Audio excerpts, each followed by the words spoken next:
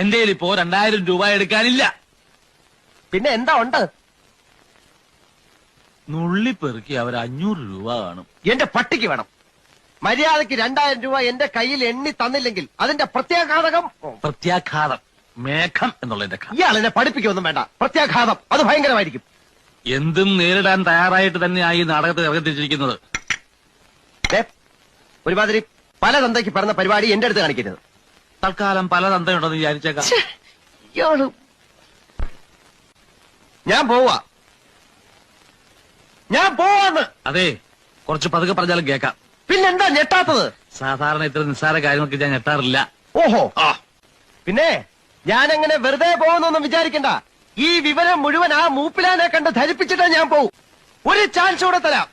250 250 ഉറപ്പിക്കുന്നോ? രണ്ടുപേരോടും കൂടെ ചോദിക്കുന്നത്. എടോ, തനിക്ക് നാണമില്ലേണോ?